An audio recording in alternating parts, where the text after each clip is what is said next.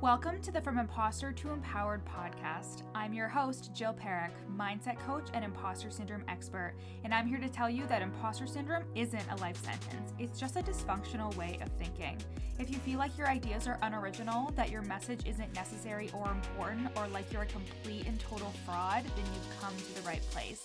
Time to kick your inner imposter to the curb and create life-changing results for you and your clients. Let's get started. Hey everybody, welcome back to the From Imposter to Empowered podcast. Aren't you lucky? Getting a 5th episode in March. Love that.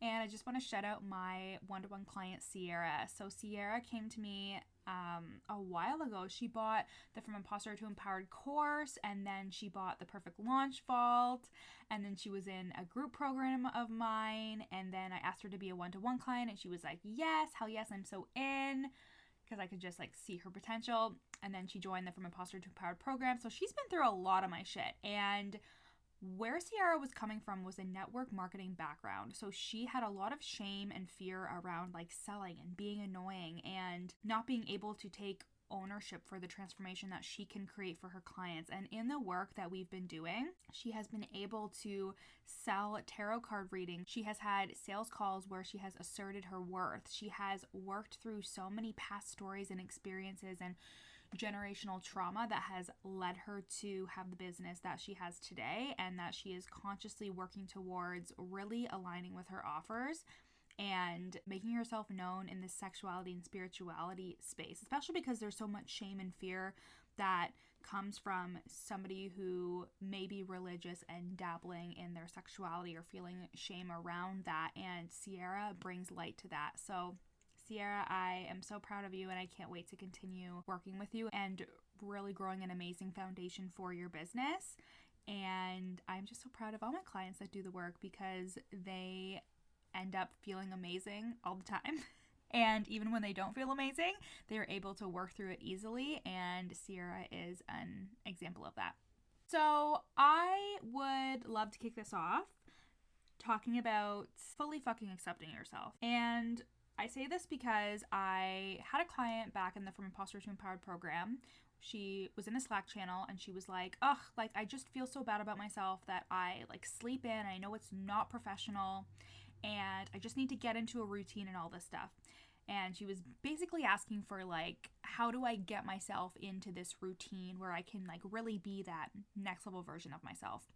And I actually kind of said something that she probably wasn't expecting. I was like, what if the next level version of yourself did sleep in until noon?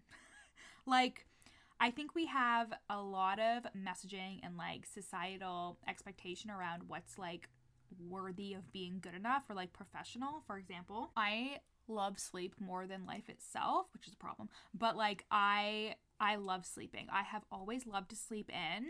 My friends with kids are always like, oh my God, you're sleeping in again. And when we were younger, my dad would be like, oh my God, you're sleeping in, you're wasting the whole day. It's this like culture. I actually saw this TikTok where I was like, yes, where the girl was talking about how like, why is it acceptable to go to bed early and get the same amount of sleep than if you went to bed late and just slept in and then still did all the things you needed to do? Like, why is it acceptable to like get up and at 'em in the morning? You know what I mean? And as somebody who is a night owl, I really do still enjoy sleeping in and then being really lazy with my day when I'm off from my full-time job, and then like getting to work in the afternoon or the evening. Like, I enjoy doing that. And the only reason why I was hard on myself before was because I work a full-time job. So like my hours are in the morning to the afternoon, and I would beat myself up if I was doing my coaching stuff really late into the night, because I was like, oh, like this is not what a professional business person does. But the whole reason we start this business is to do things our way. When I was talking to my client in Slack in the From Imposter to Empowered program, I was like, what if you just accepted the fact that you love to sleep in? Like, how would that change the way you look at it? What if you worked your business around you instead of thinking that you needed to be a certain way to achieve what you want? And this is a very like, okay, yeah, like acceptance of myself, like whoopee, that's not that groundbreaking. But what if you approach that with everything? Because I bet you, if you suffer with imposter syndrome, or when you're listening to this, you make a lot of what you do wrong.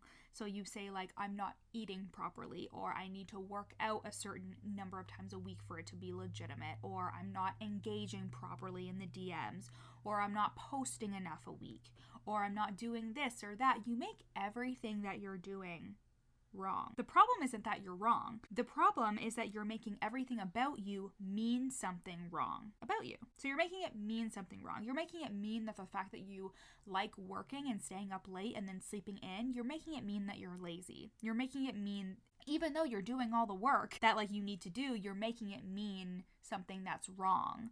So you tell yourself you need to change it. So you convince yourself you need to have this routine and do this and do that and create this new habit to be this like almighty version of yourself.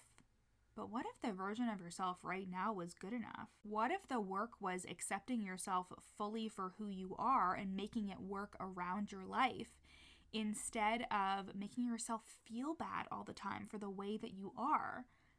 When I came across this concept, especially, who does Amanda Francis always reference? And I'm sure I've said it on the podcast before. I think it's Carl Jung.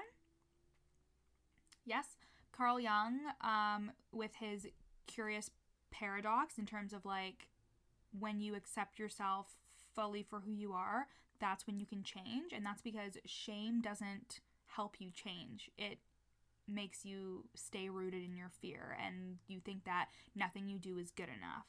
And shame doesn't help you create healthy habits. It doesn't inspire positive, emotion-filled motivation. It makes you feel worse. And the same thing goes for making yourself feel like everything you do is wrong. Whether it comes to your business and you feel like you're always hiring people and just trying to do things right, and then you realize, wow, everybody is just fucking throwing shit at the wall like I am. Everybody's just working with what works for them. They're accepting themselves. And the most successful people really trust themselves and go forward with that trust. They're not making it mean that everything they do is wrong. They're working themselves around their business. And of course, you're going to be like working on your habits and turning into that next level version of yourself, a more empowered version of yourself. But if you're trying to think of some like version of yourself that is so different from who you are now, like if you don't enjoy getting up at 6 a.m., why would the 6-figure or the 7-figure version of you get up at 6 a.m. every day when that just makes you feel exhausted and you love sleeping in?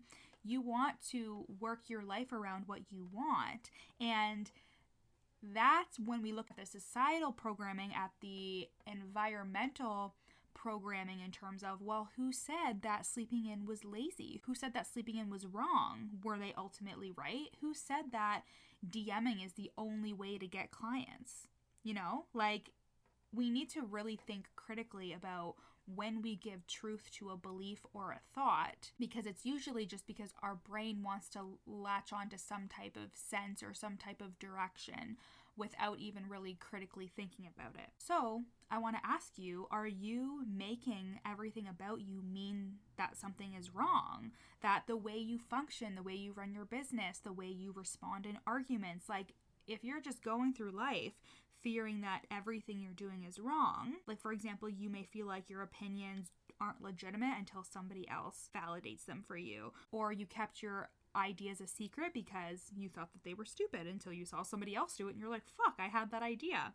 Or you thought that your feelings were unwarranted because you thought that you had no right to feel that way. And there are so many stories and beliefs that can be layered underneath these thoughts and beliefs. You may think that we all have like some kind of like universal beliefs that we all kind of think, like for example, making money is hard, but that all comes from a story and a belief that somebody else perpetuated, and it was just put in our brains and we didn't question it. And so we have all this evidence for it that we never even thought to think that it was just a thought process. A belief is just a thought that you have over and over again, right? That you solidify within your neural pathways and you create that program, that automatic way of thinking. So your brain reverts to that instead of thinking, maybe this is just a program in my brain that's been solidified and I can choose to give a new thought more evidence and more power. Easier said than done, right? Always. So the problem isn't that you're wrong. Again, the problem is that you're making everything about you mean something wrong. Because what if, you know how we talked about radical responsibility on the pod back in January, what if we accepted ourselves in a radical type of way? What if we had radical self-acceptance? Just like Gala Darling talks about radical self-love. What if we had radical self-acceptance? Like, okay, I accept the way that I am. How can I work with this? How can I work with the fact that I love sleeping in? Instead of waking up early to work out, how about I work out in the afternoon? Instead of batching all my content 3 weeks before it comes out, it feels better to me to do it a week before it comes out. So again, it's just like getting back on the horse and retrying things, and leading with the notion, though, that you are always good enough and that nothing about you is wrong. There are millions of people in this world who do things in a million different ways, who run businesses in a million different ways, who make money in a million different ways, who live their lives so differently than you that there is really no way that you could be doing things wrong. There's no way. And that is the most arbitrary, vague statement ever in terms of like being wrong or doing things the wrong way. Because again, what is wrong? We don't give it meaning. We just think we're doing things wrong. But if we actually were to look at it and get specific, we wouldn't be able to come up with anything, because it's all just optional thoughts. Like, you could say, I'm engaging in the DMs the wrong way. And I would say, okay, like, how do you know it's wrong? Oh, because my coach said that this is the way to engage. And it's like, okay, well, I've also heard of a coach who believes in cold pitching.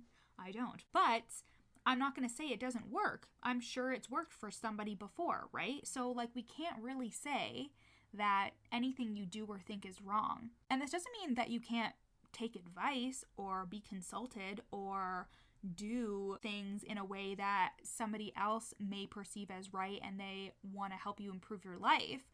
I'm just saying that we don't need to always lead with the feeling of I'm wrong, I'm a fraud, I'm not good enough, because that doesn't encourage you to go farther. It doesn't encourage you to take action or to make decisions. You just are constantly telling yourself you're wrong all the time. And like, what if instead you just accepted yourself for how you are and just know that every day you can work towards bettering yourself? And what exactly would that look like? And small baby steps. Like, you can improve your business every day. And I was talking to my friend DL, love her, and DL Sharon is her on Instagram. She is an amazing business coach, and she just recently left her 9-to-5, and she was a social worker, and she was actually my first coach ever.